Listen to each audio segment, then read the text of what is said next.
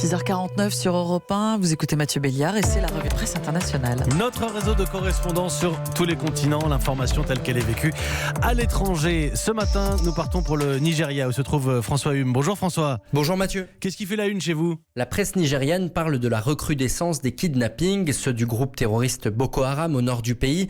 Des kidnappings politiques, idéologiques, stratégiques, mais aussi ceux des voyous au centre et au sud, des enlèvements crapuleux où les ravisseurs cherchent simplement à racketter les victimes. Ces enlèvements sont de plus en plus nombreux, surtout dans les communautés rurales. Le quotidien Le Daily Trust a recueilli des témoignages d'anciennes victimes qui se retrouvent accablées par les dettes après avoir acheté la liberté. L'industrie de l'enlèvement est ici une source de stress car quiconque semble à la tête d'un petit capital est concerné. Dans le viseur des ravisseurs, en général, les petits commerçants, les propriétaires fermiers, contraints de vendre leur maison ou leurs biens. Les rançons demandées s'élèvent entre 1 500 et 4 000 euros. Merci François Hume. Laurence Cuvillier est au Mexique. Bonjour Laurence. Bonjour Mathieu. De quoi est-ce qu'on parle au Mexique ? Au Mexique, c'est le gag de ce début d'année, signé Andrés Manuel López Obrador. Le président avait mis en vente l'avion présidentiel dans le cadre d'un plan d'austérité, car oui, le chef d'État ne voyage que sur des vols commerciaux. Mais l'engin prenait la poussière dans un hangar sans trouver preneur, jusqu'à ce vendredi où le socialiste a annoncé devant un parterre de journalistes ébahis qu'il pourrait mettre en jeu l'appareil dans une grande tombola nationale.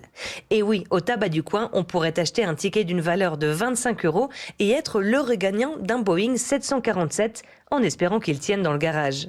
Presque tous les journaux laissent la parole aux réseaux sociaux en reprenant les meilleurs montages photos satiriques sur le sujet.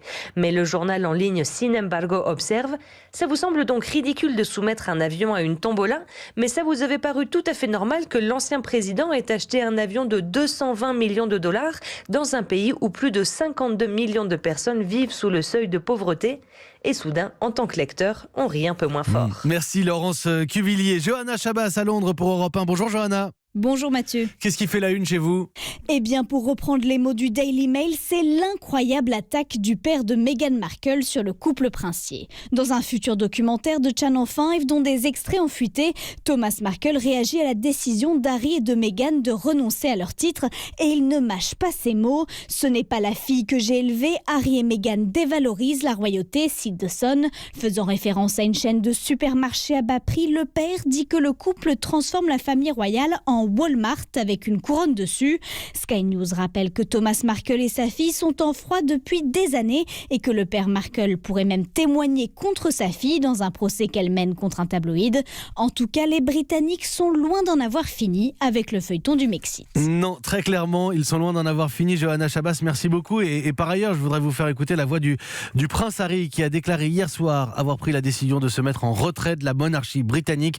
C'était aux invités d'un dîner de charité à Londres auprès desquels il s'est exprimé. Écoutez le prince Harry. Je suis très triste de devoir en arriver là. La décision que j'ai prise pour ma femme et moi n'a pas été facile. Il n'y avait vraiment aucune autre option. Nous espérions continuer à servir la reine, le Commonwealth et mes associations, mais sans toucher de fonds publics. Malheureusement, ce n'était pas possible. Ce fut un privilège de vous servir et nous continuerons à mener une vie d'engagement. Nous faisons ce saut vers l'inconnu, donc merci de m'avoir donné du courage pour cette nouvelle étape. Harry, en fait. On dit encore le prince Harry ou pas ? Je ne sais pas maintenant qu'il s'est retiré de la famille royale. C'est Harry, pour le coup.